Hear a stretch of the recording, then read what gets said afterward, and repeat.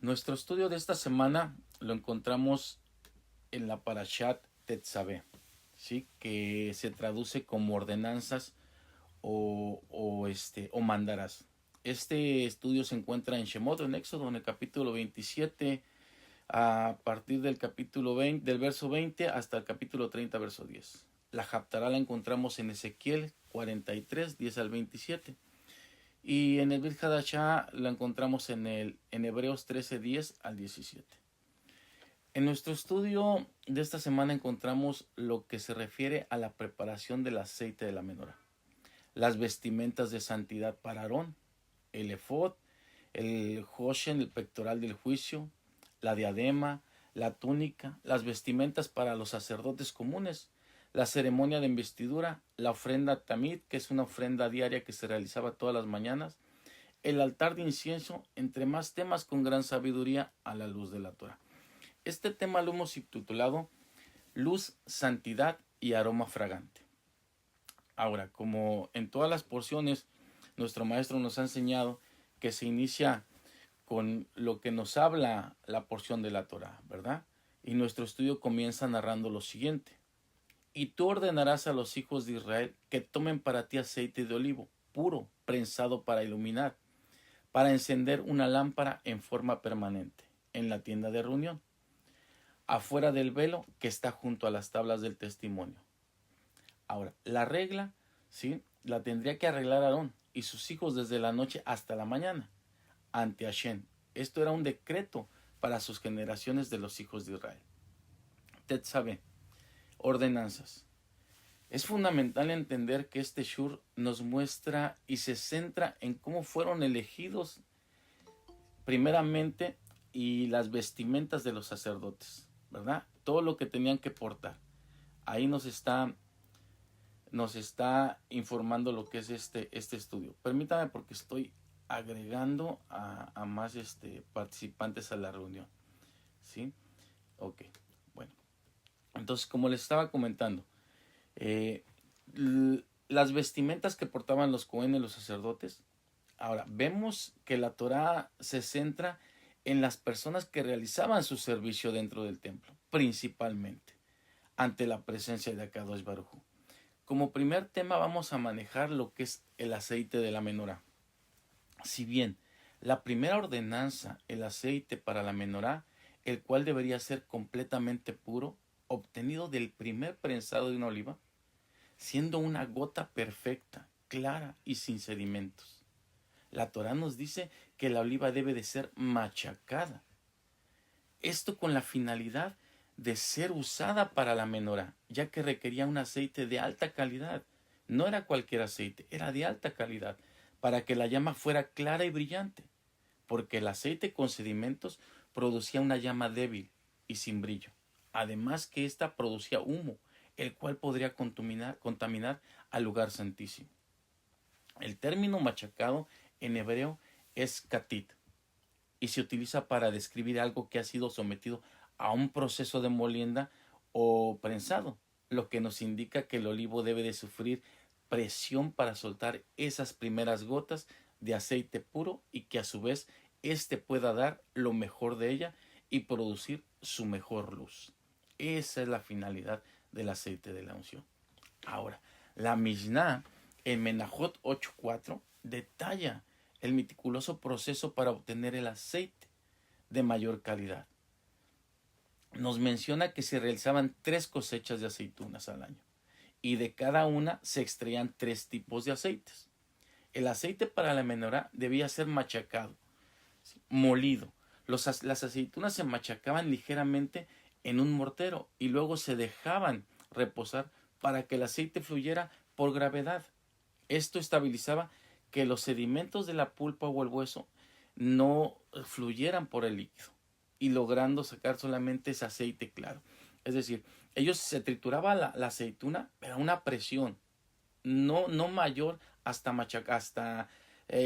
machacarlo completamente, porque iban a salir sedimentos. Era una presión eh, no muy fuerte, en la cual soltaba ese líquido claro la oliva para poder hacer ese aceite para la menorá. Ahora, el aceite que goteaba de forma natural tras el machacado era único, era apto para la menorá.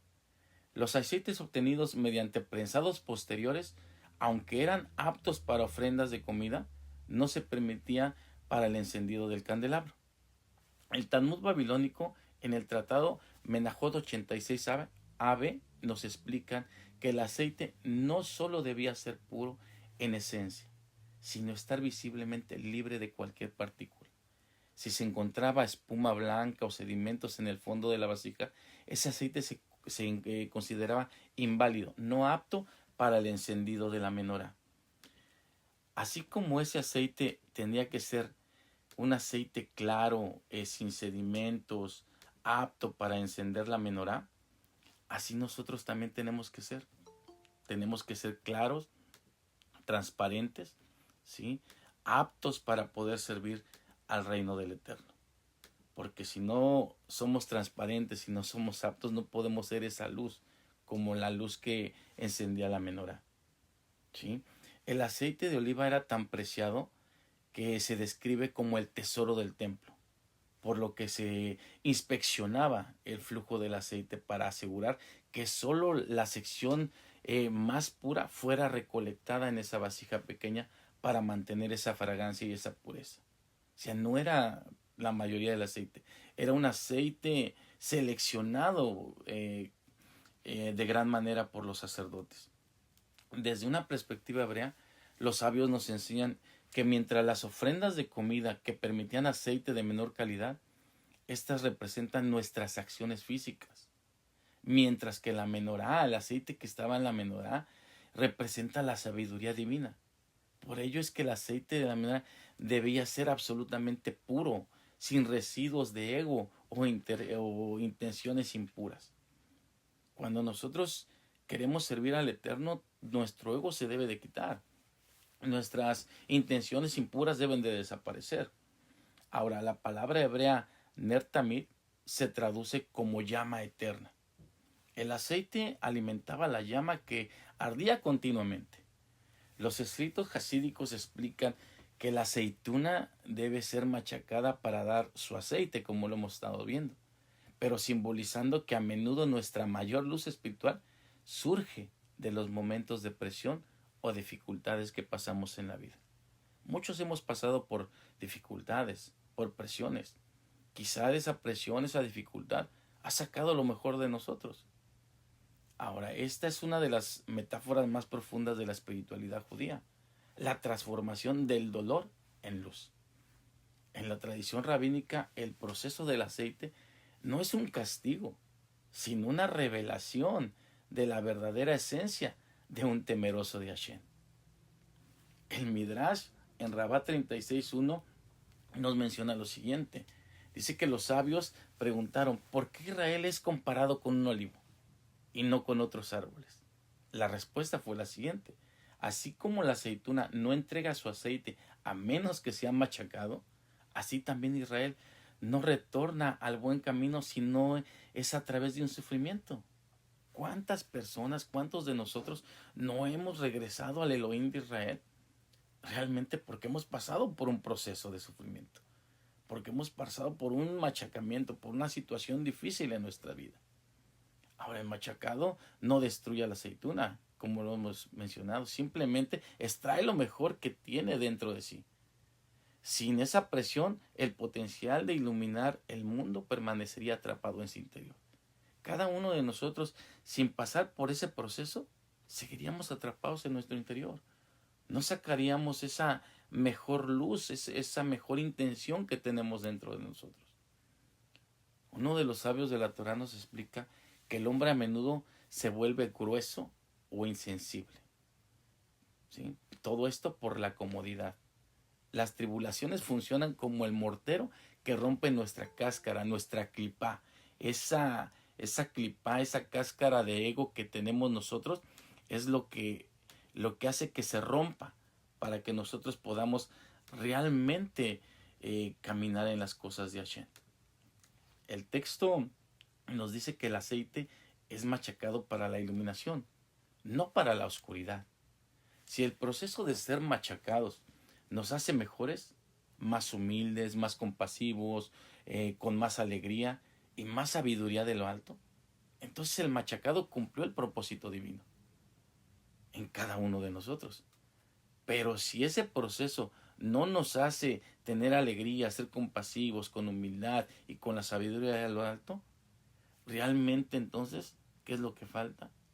Mayor presión para sacar lo mejor de cada uno de nosotros. Se nos enseña que existen dos grandes diferencias entre molido y entre quebrantamiento.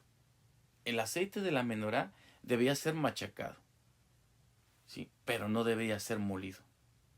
Lo molido convierte a la aceituna en harina, en polvo, lo destruye completamente, perdiendo su identidad. El machacado solo libera el aceite que tiene dentro de ella, lo mejor de ella. El Eterno en ocasiones nos envía pruebas para machacarnos y que brote de nosotros, de nuestro interior, lo mejor, pero nunca nos va a moler hasta perder nuestra esencia, nuestra dignidad, nuestra esperanza y mucho menos esa emuná, esa fe que tenemos con Hashem.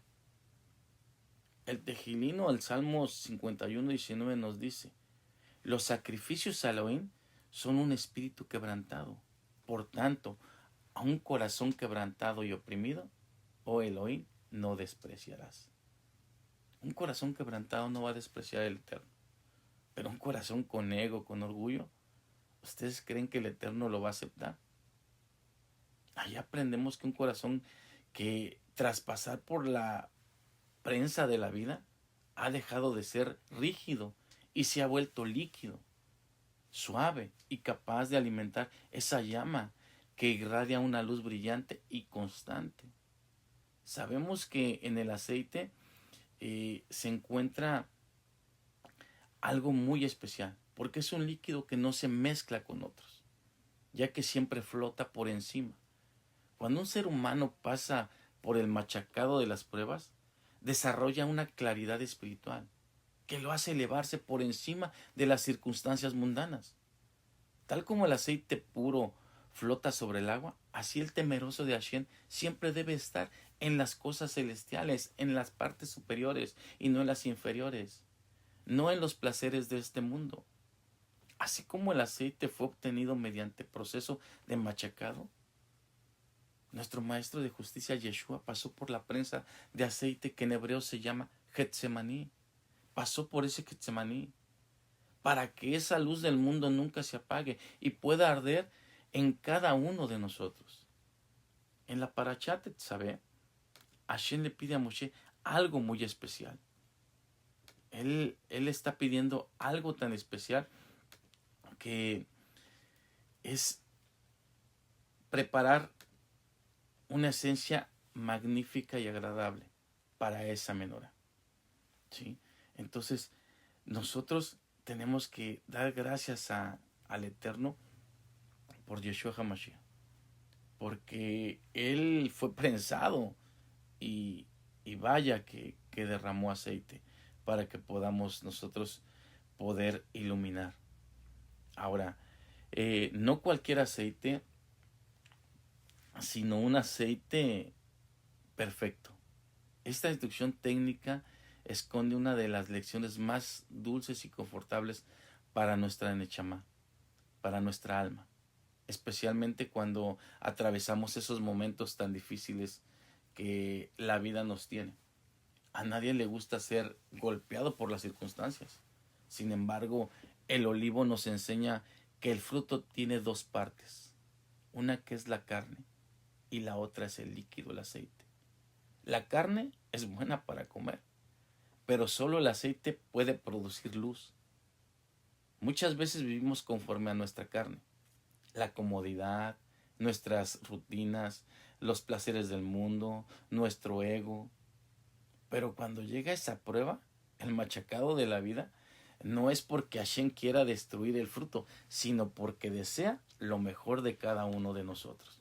Esa es la finalidad de Hashem. Las tribulaciones que enfrentamos pueden ser intensas, pero tienen un límite, ¿sí? Un límite divino. El proceso busca quebrantar nuestra dureza externa para que brote nuestra sensibilidad, pero nunca tiene como fin de anular quiénes somos. Hashem no busca polvo, busca un aceite, busca lo mejor de cada uno de nosotros. Busca esa gota de muná, esa pureza que solo sale cuando dejamos de confiar en nuestras propias fuerzas y dejamos que Hashem haga todo lo demás. Recordemos que el aceite más puro era el que se usaba para la menorá, ese que brotaba de la primera presión. No era el aceite que salía tras un proceso industrial pesado sin que surgiera del primer contacto. Esto nos enseña que nuestra reacción inmediata ante el dolor define nuestra luz. Si ante el golpe de la vida respondemos con humildad y entrega, lo que brota de nosotros será una luz tan clara que pueda iluminar todo a nuestro alrededor. Porque realmente, ¿qué es lo que pasa en nosotros? ¿Qué es lo que brota a nuestro diario vivir? Cuando nos encontramos con esa presión, con esa prensa. ¿Qué brota de nuestra boca cuando tenemos esa confrontación o viene esa prensa por parte de la esposa, del esposo, de los hijos, de los padres, de los amigos, de la comunidad? ¿Qué es realmente lo que brota de nosotros? ¿Qué es lo que sale? ¿Sale esa luz o sale oscuridad? El sufrimiento, cuando se eleva a los cielos, deja de ser dolor y se convierte en combustible para el espíritu. Recordemos que la naturaleza del aceite, aunque lo intentes mezclar con agua, siempre flotará hacia arriba, tendrá a subir. Nosotros estamos subiendo día con día o estamos bajando. Nos elevamos a las cosas celestiales o bajamos a las cosas terrenales. Cuando permitimos que ese proceso de machacado haga su obra en nuestro corazón, desarrollamos una cualidad espiritual única, la capacidad de elevarnos. No importa cuán profunda sea la situación o cuánta agua de ansiedad intente ahogarnos. La esencia que traemos ahora es pura y clara. Siempre buscará la superficie, siempre buscará ir hacia las cosas divinas. La misma palabra del Eterno nos dice que no pongamos en nuestros tesoros en las cosas aquí en la tierra, que los hagamos en el cielo. Si hoy nos sentimos bajo presión, si sentimos que la vida nos está machacando, recordemos el propósito de la menorá. Hashem no está desperdiciando nuestro esfuerzo ni dolor. Él está extrayendo de cada uno de nosotros ese aceite más puro, aquel que se convierta en una llama continua, que no solo iluminará nuestro camino, sino que servirá de guía para todos aquellos que están a nuestro alrededor. Esa es la finalidad del aceite en esta parasha. Saber nos está mostrando que tenemos que ser realmente esa luz, esa pureza, contar con esa pureza para poder ser esa llama constante. Uno de los siguientes temas es la vestimenta de santidad. Nuestro shur trae otro tema con esa gran sabiduría a la luz de la Torah. Cada vez que hablamos las cosas de Torah, tenemos que estar comprometidos en Emet, con verdad, en las cosas del Eterno. Porque si no lo hacemos, no nos comprometemos, simplemente las hacemos por hacer.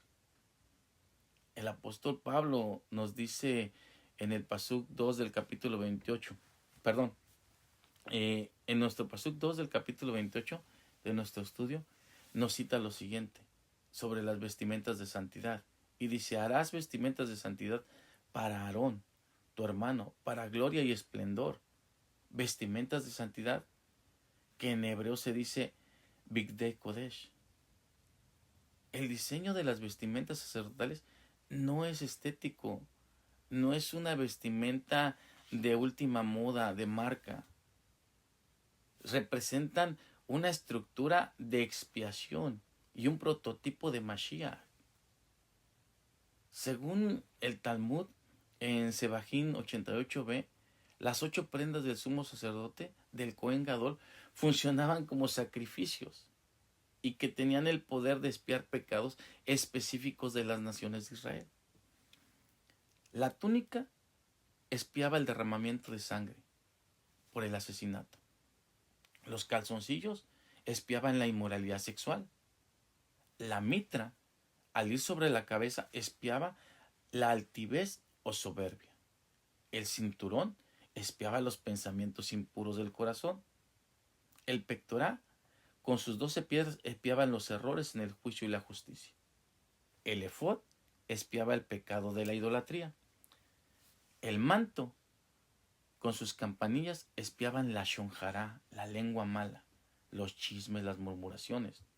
Y la diadema de oro, el tzitz, donde se encontraba grabado ese tetragamatrón, las 4 letras del nombre sagrado del Eterno, espiaba la insolencia o el descaro de las personas. La Torá nos dice que eran para gloria y esplendor. Así nos los menciona la Torá, que serían para gloria y esplendor. Ahora los sabios enseñan que estas prendas eran para elevar al sacerdote de su estado humano y tener una rectificación espiritual. Porque como humanos todos cometemos errores. Como humanos todos podemos en ocasiones no estar en un nivel espiritual tan elevado, sino tendemos a descender. Pero como el sacerdote tenía una obligación tan importante, que era el encargado de llevar al pueblo a la presencia del Eterno, él tenía que vestirse de gloria y esplendor. ¿Para qué? Para poder elevarse espiritualmente, poder tener esa rectificación espiritual. Ahora, desde una perspectiva como creyentes en Yeshua, como Mashiach, estas vestiduras son las sombras de la realidad que se manifiesta en Yeshua, como el sumo sacerdote según el orden de Malquisedec. Así como el sumo sacerdote lleva los nombres de las 12 tribus grabadas en las piedras de sus hombros y en el pectoral, se enseña que Mashiach carga con las necesidades de su pueblo y los mantiene cerca del corazón. Mashiach siempre nos va a llevar cerca del corazón. Isaías 61:10 habla del manto de justicia o de rectitud, siendo esta justicia del Mashiach con la que todo temeroso de Hashem y creyente en Yeshua como Mashiach es revestido. Si por algo somos justos, por algo tenemos que caminar en rectitud, es gracias a Mashiach. El lino fino blanco de las túnicas simboliza la pureza absoluta. En Apocalipsis 19:8, las vestiduras de lino fino representan las acciones justas de los santos. ¿Realmente actuamos en justicia y rectitud ante las situaciones en las cuales se nos pone a prueba? ¿Hemos superado esa prueba? ¿La hemos pasado o la hemos reprobado? La diadema de oro que llevan las 4 letras del nombre de Hashem permitía que las ofrendas fueran aceptadas. Esto nos hace saber que solo a través de la santidad y gracias a Mashiach, nuestras oraciones y servicios con dignidad somos aceptados ante la presencia del Padre. Como nos lo cita Hebreos 4:14-16. Nos hace saber que gracias a los méritos de Yeshua podemos acercarnos confiadamente al trono de gloria para que obtengamos misericordia y hallemos gracia para el oportuno socorro. En las Escrituras, la entrega de vestiduras blancas simboliza la transición de la impureza a la santidad, a la aprobación divina y poder servir dignamente en las cosas de Hashem. Zacarías 3 del 3 al 5, aquí el sumo sacerdote Yehoshua aparece con ropas sucias. Los que hemos leído vemos toda esa transformación que él tuvo. Y las ropas sucias que representan pecado. Y Hashem ordena, quítenle esas ropas sucias. Y le dice, mira que he quitado de ti tu pecado y te he hecho vestir de ropas de gala. Vestimentas de pureza.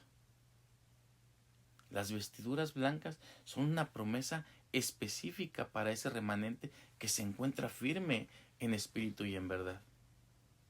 Apocalipsis 3:5, el que venciere será vestido de vestiduras blancas y no borraré su nombre del libro de la vida. Esa es la promesa de identidad y de la victoria que nos promete a ser seguidor de Mashiach. Apocalipsis 6:11, a los que sufrieron por su fe se les dieron vestiduras blancas, representando su descanso y justificación. Apocalipsis 7:14 explica el origen de esa blancura. Porque han lavado sus ropas y las han emblanquecido en la sangre del Cordero. Efesios 5:27 nos dice lo siguiente.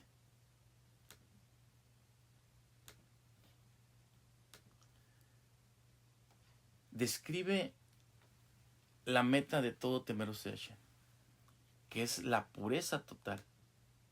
¿Sí? Una pureza total, santidad y rectitud, refiriéndose a presentarnos como una iglesia gloriosa, que no tuviera mancha ni arruga, ni cosa semejante, sino que fuese santa y sin mancha.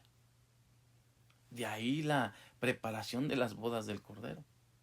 Apocalipsis también nos lo menciona, 19, 7 al 8. Alegrémonos y regocijémonos y démosle gloria, porque las bodas del Cordero han llegado y su esposa se ha preparado, y le fue concedido que se vistiera de lino fino, limpio y resplandeciente, porque el lino fino son las acciones justas de los santos.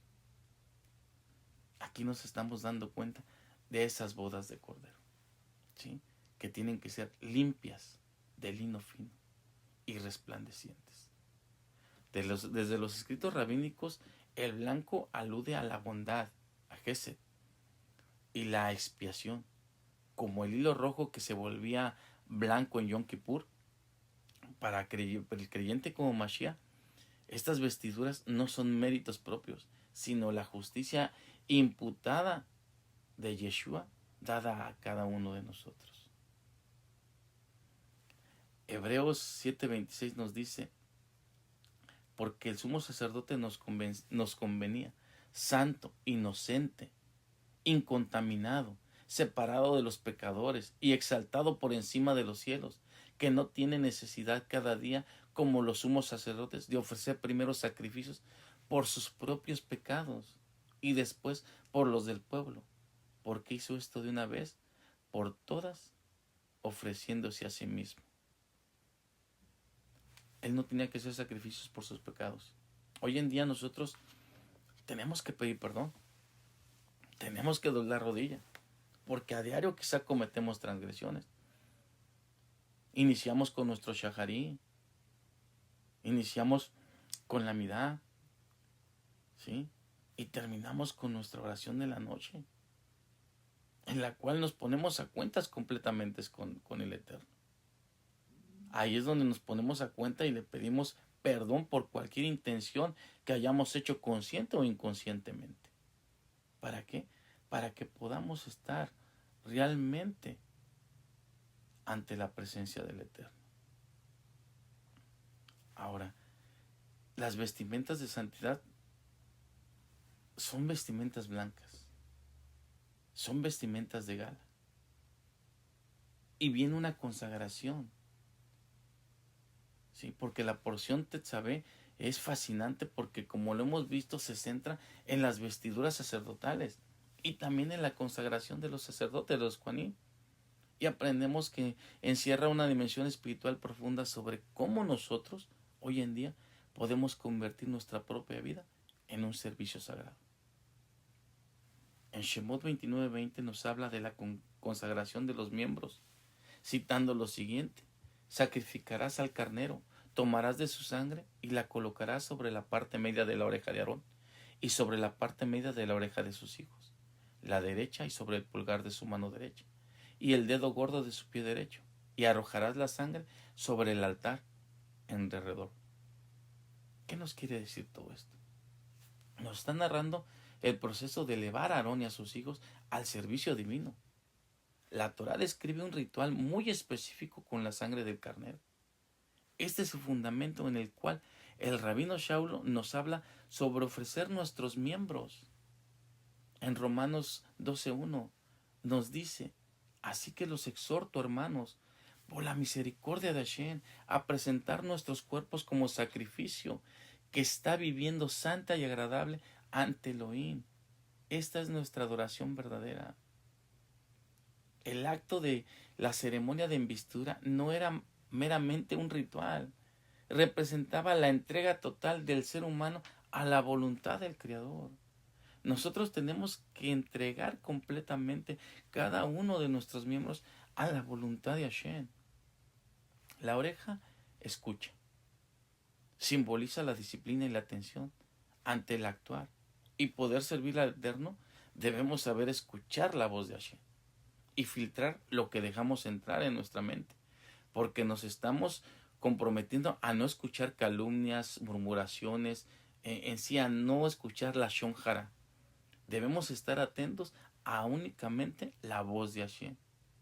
El pulgar de la mano es la acción, representa todo lo que nuestras manos construyen en este mundo. El poner la sangre se santifica el trabajo, la caridad y la creatividad, asegurando que nuestras acciones de la mano sean sacrificios de bondad. Con las manos saludamos, abrazamos, guiamos, damos y recibimos. Ahora el pulgar del pie, el caminar, simboliza prácticamente nuestras acciones, ¿sí? Nuestra dirección en la vida. Representa la rectitud en el camino y el movimiento constante hacia lo sagrado, evitando los senderos de mal y caminar correctamente. ¿A dónde es donde hemos ido? ¿Qué es lo que pisamos? ¿Dónde están nuestras plantas de nuestros pies? ¿Caminamos a hacer el bien o caminamos a hacer el mal? Lo que Rabino Shaul le decía sobre ofrecer un sacrificio vivo, esto es cuando dominamos nuestro impulso naturales, cuando dominamos al Yetzer Hara. Una vez que dominamos esto, podemos servir a un propósito celestial inimaginable. Pero primeramente tenemos que someternos. Necesitamos elevarnos espiritualmente, usar el habla para edificar, mas no para destruir, las manos para dar, y dar con alegría, no dar con ego, dar con coraje, los pies para correr hacia hacer un precepto, una misbah, mas no para correr a hacer el mal. En esencia, presentar nuestros miembros como una ofrenda fragante, agradable a Hashem.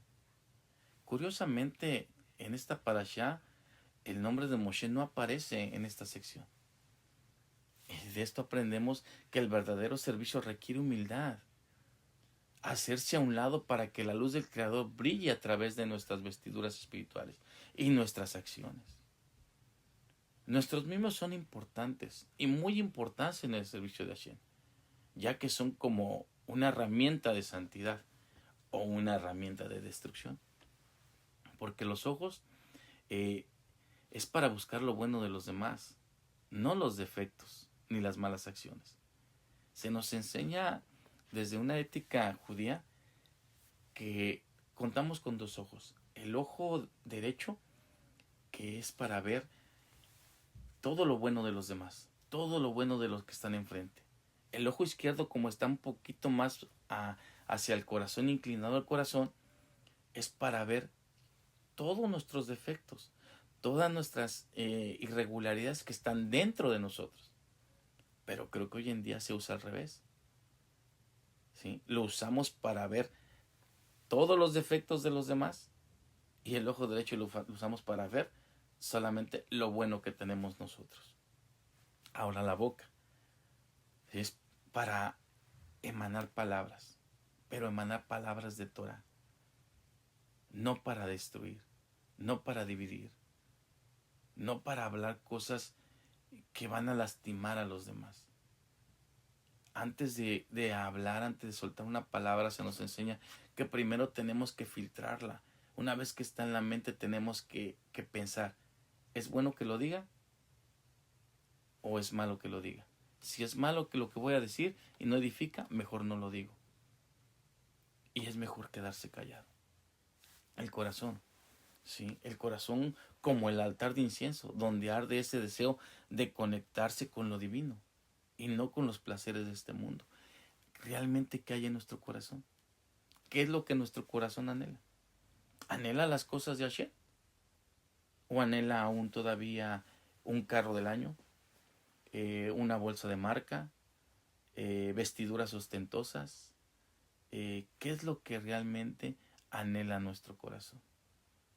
Porque donde está nuestro corazón, ahí es realmente, ¿sí?, donde lo que estamos deseando. Si nuestro corazón desea las cosas del mundo, realmente no está pensando en elevarse a las cosas celestiales. El altar de incienso. En el capítulo 30, verso 1 nos menciona sobre el Mizbeach, el altar de incienso. Harás un altar sobre el cual encenderás incienso con humo, de madera de acacia lo harás. El Mizbeach o Jaquetoret estaba situado en la sección K2 del Mizcán, entre Sulhan, que es la mesa, el pan de las proporciones, y la menorá. Se usaba para quemar incienso mañana y tarde. El Midrash nos dice que Hashem dijo que el Ketoret es la más querida de todas las ofrendas, ya que las demás korbanot servían para expiación de pecados. El Ketoret era ofrendado únicamente para traer alegría y felicidad. No por algo esta parasha nos toca en este mes de Adar, porque es un mes de Adar, el mes de la alegría, es donde tenemos que estar contentos. Viene una fiesta que tenemos en puerta, la fiesta de Purim, y es una fiesta de alegría, donde se nos permite beber un poquito más de vino, ¿hasta qué? Hasta alegrar el corazón, porque necesitamos estar alegres. Hay 2 meses en el año hebreo que son de tristeza, pero este mes de Adar tiene que eliminar toda esa tristeza y estar alegres. Hoy te invito a que si hay tristeza en tu corazón, hay tristeza por alguna situación que te pasó, o porque estás pasando quizá por ese Getsemaní, esa prensa de aceite, que saquemos la mejor versión, nuestra mejor sonrisa, esa alegría que está dentro de nosotros, para expresarla con todos los demás. Mientras que el altar exterior trata con el pecado y la sangre, este trata con la adoración y la fragancia de la presencia divina. Otro comentario nos dice que el altar de bronce exterior expía por las transgresiones del cuerpo, mientras que el altar de oro, que es el altar interior, ayuda a obtener perdón por las faltas espirituales, ¿sí? O las faltas de nuestra alma, en nuestra neshama. Pero también representa la oración constante que asciende hacia los cielos, como nos lo cita en Tejilino, Salmo 141:2. Dispón mi ruego como si fuera un sahumerio delante de ti, lo que elevo en mis palmas como una oblación del atardecer. David Amelech, el rey David, bajo inspiración divina, revela que la oración es el equivalente espiritual del incienso. Así como el humo sube y llena ese espacio sagrado, la oración del justo asciende y agrada el olfato espiritual del Eterno. Así como el incienso debía ser una mezcla precisa, ni muy dulce ni muy amarga, ¿sí? El incienso tenía que ser agradable, ni dulce ni amarga. Entonces, ¿qué es lo que tenemos que hacer? ¿Sí? El Talmud enseña que la oración requiere kavaná, concentración e intención correcta, para que realmente ésta suba y no se caiga.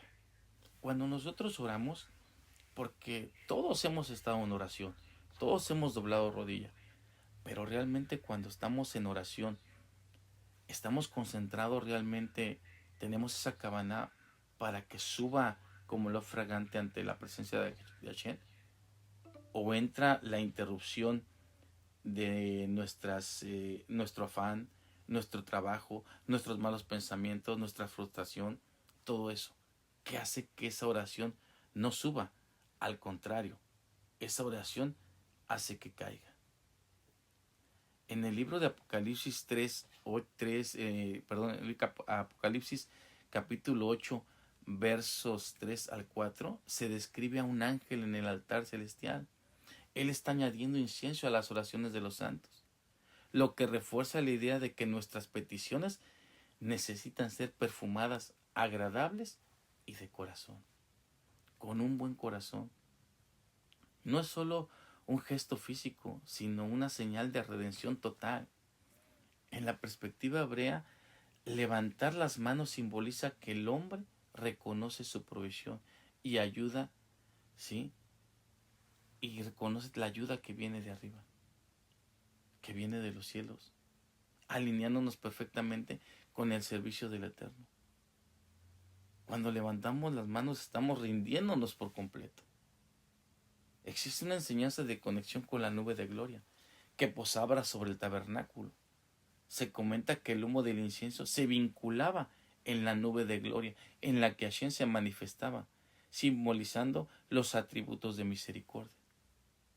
Pero recordemos que el uso del incienso debe ser algo sagrado, ya que un fuego extraño era severamente prohibido porque causaba la muerte. Hoy en día no podemos nosotros encender incienso.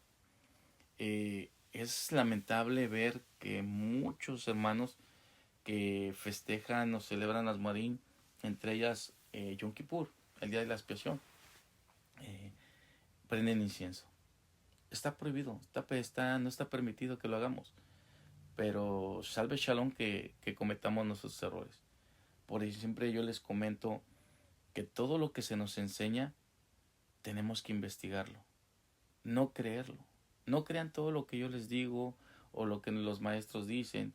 Tenemos que investigarlos. Es nuestra responsabilidad realmente saber que lo que estamos aprendiendo viene del cielo.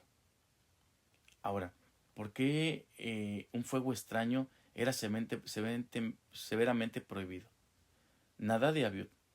Este es el caso más conocido y ocurrido durante la inauguración del tabernáculo. Los hijos mayores de Aarón ofrecieron un fuego que Adonai no les había ordenado.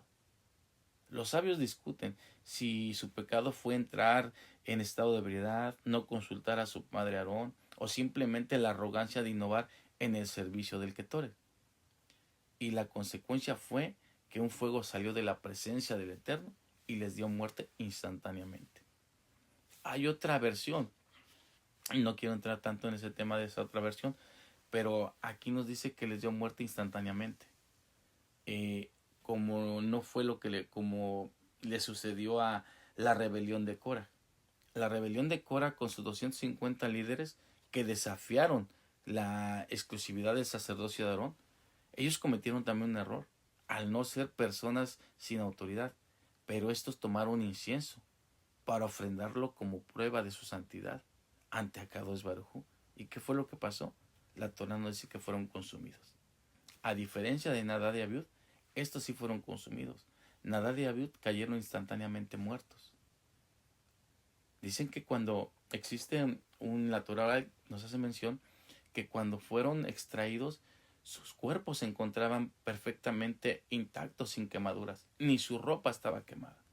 Entonces de ahí es donde les comento que hay otra versión que no fue tanto que ellos hubieran cometido una transgresión, sino que fue tanto el amor hacia Hashem por ofrendar el Ketoret, que Hashem dijo, estas dos personas no es para que estén en este mundo terrenal. Están tan elevados que mejor prefiero que estén conmigo. Pero bueno, esa es otra de las versiones, ¿verdad? También otro tema con el Ketoret que fue usado de una mala manera, o quería ser usado de una mala manera, fue con el rey Usías. Este fue un rey muy exitoso de Judá, pero su orgullo lo llevó a traspasar los límites de su cargo. Entró al templo con la intención de quemar incienso en el altar de oro, una tarea reservada estrictamente para los sacerdotes. Aunque era el rey, tenía el poder civil, no tenía la autoridad espiritual para ofrecer en el santuario y reemplazar al sacerdote. Pero mientras ellos discutían airadamente con los sacerdotes, que intentaban detenerlo, decían, no puedes porque no eres sacerdote, nos corresponde a nosotros. En ese momento, la lepra brotó en su frente junto al altar. ¿Esto qué causó? Motivó que fuera aislado de la comunidad, que se le fuera quitado el cargo de rey y que muriera aislado. Ahí fue donde terminó sus días el rey Usías. Todo por hacer algo que no estaba permitido. Es por eso que existe una prohibición de fabricar este incienso, como nos lo menciona la Torá en Shemot 30, del 37 al 38. El incienso que harás en tal composición no fabricarán para ustedes. Santo será siempre para ustedes, para Hashem. Todo aquel que lo fabrique simplemente para olerlo será arrancado de su pueblo. es fuerte, será arrancado de su pueblo. Fabricar la mezcla específica del incienso y el Ketoret para uso personal o como perfume común se considera una profanación de lo sagrado. El incienso pertenece exclusivamente al servicio de Elohim. La Torá estipula que quien lo haga será cortado de su pueblo. Cuando habla de cortar, nos está hablando de caret, una de las penas espirituales más graves. Estos casos enseñan que no podemos acercarnos al Eterno bajo nuestros propios términos o méritos, que sería como nuestro propio incienso. La oración debe estar alineada con la voluntad divina y presentadas a través del único mediador autorizado, conforme al orden celestial. No podemos acercarnos al Eterno cuando nosotros estamos haciendo lo incorrecto. El Rosh nos hablaba en clases anteriores de que para poder ser dignos de estar en la presencia del Eterno, para poder ser personas temerosas de Hashem, no podemos andar haciendo lo incorrecto.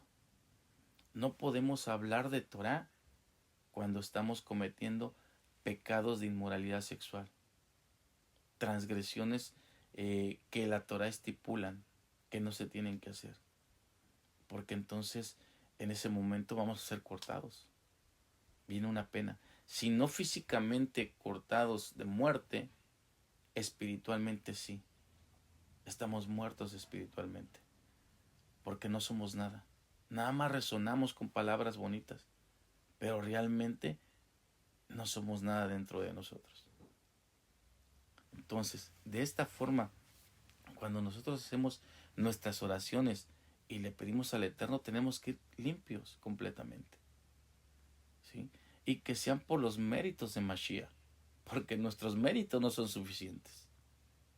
Primera de Timoteo 2:5 nos dice, porque hay un solo Elohim y un solo mediador entre Elohim y los hombres, Mashiach. Él es el mediador. En nuestro Shur hemos visto que el sumo sacerdote era el único autorizado para entrar al lugar santísimo y mediar por el pueblo. El Brit Hadashah, el Nuevo Testamento, específicamente en el libro de Hebreos 9:11 al 12, explica que Yeshua cumple este rol de manera definitiva, no con sangre ajena, sino con la suya propia. Si el Salmo 141:2 dice que la oración es incienso, este versículo de Timoteo aclara quién es el altar y el sacerdote que hace que ese incienso llegue al Padre. Sin este mediador, el incienso sería considerado un fuego extraño. La clase anterior que está en mi canal hablaba de esta situación, de que cada uno de los artefactos que se encuentran dentro del Mishkan, todos y cada uno es una sombra profética de Mashiach, porque en cada uno de ellos está su esencia. Tal como el incienso transforma, ¿sí? Se nos comenta que este altar de oro junto a la menorá, ¿sí? La menorá tenía que dar ese brillo, una luz radiante. Es decir, no bastan las buenas obras. La luz debe de ir acompañada de una vida de oración y de un testimonio real y verdadero para no caer en el legalismo excesivo. No porque te portes bien, ¿sí? Porque estés haciendo las cosas correctas, crees que realmente estás haciendo algo agradable ante el Eterno. Tiene que ver con mucho. ¿Cómo está tu testimonio realmente con las personas que te conocen? Porque ante los demás podrás ser la persona más santa y más piadosa quizá, pero realmente con los que están a tu alrededor, con los que realmente te conocen en tu intimidad, ¿cómo eres? Realmente ahí es donde sale esa verdadera luz, ¿sí? Entonces, no podemos caer en el legalismo excesivo. Tal como el incienso transforma el ambiente del tabernáculo a través de la fuerza de ese Ruach HaKodesh, del Espíritu Santo, el Eterno, ¿sí? Cuando un temeroso de Hashem se transforma desde su interior para poder tener un olor agradable ante Él, es que realmente estamos haciendo lo correcto. Porque lo que está por fuera de nosotros debe estar dentro de nosotros. Así como brilla el arca por fuera, tanto da brillo por dentro como por fuera. Es por eso que cada fin de semana nosotros tenemos que ser agradables ante el Eterno. Cuando termina Shabbat y hacemos Havdalah, al hacer la verajá de las fragancias aromáticas, decimos que nuestras acciones, pensamientos y sentimientos sean un olor agradable ante el Eterno.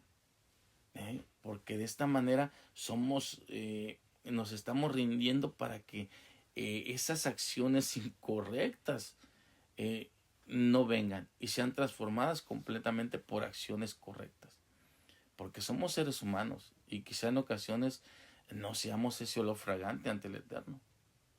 Porque realmente nuestra carne en ocasiones cuando viene esa prensa, ¿qué es lo que hacemos?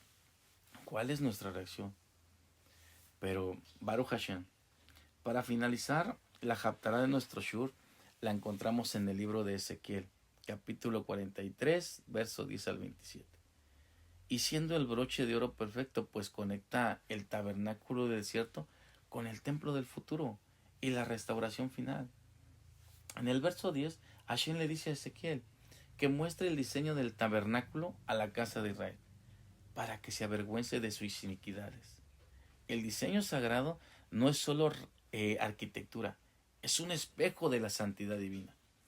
Al ver la perfección del misbeja del altar y las leyes de la casa de Israel, el pueblo reconoce cuánto se ha desviado de las cosas de Hashem.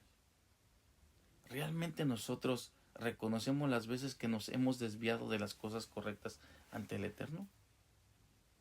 Si nuestro cuerpo es un tabernáculo vivo, ¿reflejamos realmente esa santidad? ¿Qué es lo que nosotros estamos haciendo? La Haftará se centra detalladamente en las medidas y la purificación del altar, mientras la Parashá describe la instrucción para el altar.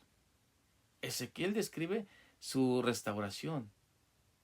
Ezequiel nos dice que se requiere 7 días de purificación. Esto simboliza una perfección completa antes de que el Eterno acepte las ofrendas del pueblo. Los sabios enseñan que el altar de Ezequiel es el tercer templo.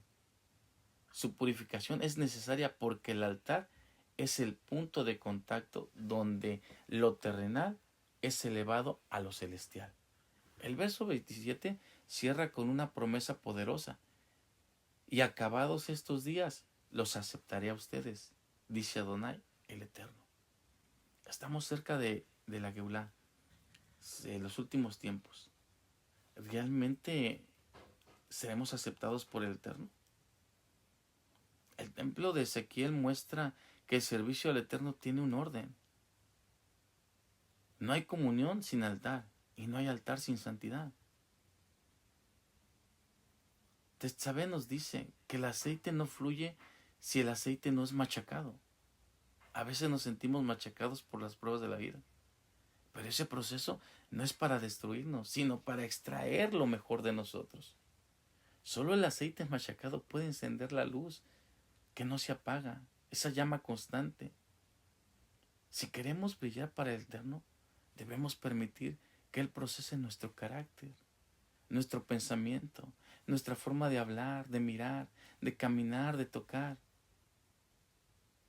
Que de nosotros salga esa porción que hará resplandecer la vida de cada uno de nosotros y la vida de lo que nos rodea. Nos habla de las vestiduras de santidad para honra y hermosura. El sumo sacerdote llevaba los nombres de Israel sobre sus hombros, como lo mencionamos, y sobre su corazón. Eran fuerza y eran amor a la vez. No te presentes ante Akadosh Baruj Hu por tus propios méritos. Así como el sacerdote necesitaba vestiduras especiales, nosotros somos revestidos por la justicia de Mashiach. Tetzabé nos dice que el aceite no fluye únicamente si la aceituna no es machacada. A veces nos sentimos machacados por las pruebas de la vida, Pero ese proceso no es para destruirnos, sino para extraer lo más profundo de nosotros. Solo el aceite del machacamiento puede encender una luz. Solamente siendo machacados es de que esa luz puede encender en nuestras vidas. Si no, de lo contrario, no hay una luz constante, una llama perpetua, una llama que realmente pueda estar iluminando todo a nuestro alrededor. Nuestra lucha y nuestro nombre están grabados en el corazón de nuestro mediador. Es ahí donde nosotros tenemos que ver realmente todo lo maravilloso que el Eterno está haciendo en nuestras vidas. Todo lo que Él quiere hacer para que nosotros sigamos adelante, sigamos siendo dignos de estar en su presencia. Recordemos que no podemos caminar en oscuridad, tenemos que caminar en luz, tenemos que caminar siendo luz. No podemos decir sí y en ocasiones no lo estamos haciendo. Tenemos que comprometernos realmente con el Eterno de corazón, en emet y en verdad. Nuestra lucha y como a diaria es para que nosotros saquemos nuestra mejor versión. Nuestras ropas sucias las debemos de quitar, ¿sí? Ese viejo hombre debemos de hacerlo a un lado y pongámonos la identidad que Hashem nos ha dado, que es un reino de sacerdotes con vestiduras blancas, sin mancha y sin arruga. Nuestro shur concluye con el Mizbeach, el altar de incienso. Recordemos que el incienso solo funciona cuando es tocado con el fuego. El altar de incienso nos enseña que la verdadera intimidad ocurre en lo secreto, donde nadie nos ve, pero donde el aroma que destilamos puede ser agradable o desagradable ante el trono de gloria. Para que el incienso sea aceptable, primero debe haber aceite, que es el quebrantamiento, y vestiduras, que es el orden y la santidad. El Eterno no busca rituales solamente, busca una vida donde el dolor se convierta en luz y la identidad en adoración. Hoy quiero hacer una pregunta a todos los que nos encontramos en la reunión. Como les comenté, no los conozco a todos físicamente, pero he platicado con nuestro maestro, con nuestro Rosh. ¿Sí? Que el Eterno bendiga su vida, la verdad, a él y su familia y los hermanos que se encuentran allá con el Jaján en la Ciudad de México. Entonces, hemos hablado de cada uno de ustedes y sé que muchos han pasado por un Getsemaní, por una prensa de aceite, que son todos esos problemas o situaciones difíciles por las que han suscitado cada uno de ustedes. Y si es así, ha salido lo mejor de cada uno de ustedes. La pregunta es, ¿dónde está su luz? ¿Dónde está esa llama constante? ¿Sí? En su matrimonio, en su familia, en el trabajo, en la escuela, en la comunidad o en el lugar donde se encuentre. Que realmente esa llama sea esa luz clara para iluminar todos los demás. Quiero cerrar con una oración para que sea Hashem quien tome control y sea nuestras vidas principalmente, porque dependemos de Él. Elohim nuestro, Elohim de nuestros padres.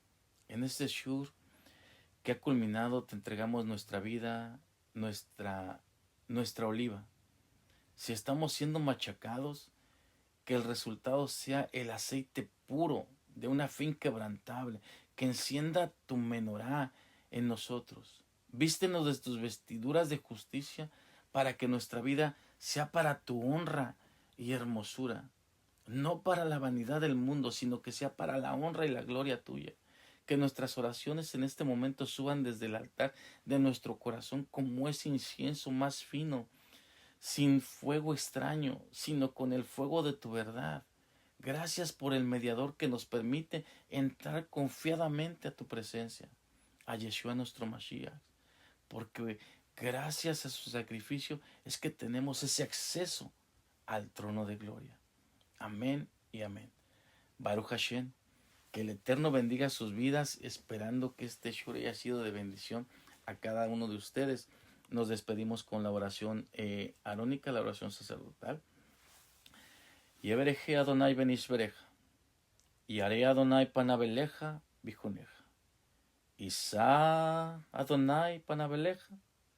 Yasem leja shalom. Que el Eterno te bendiga y te proteja.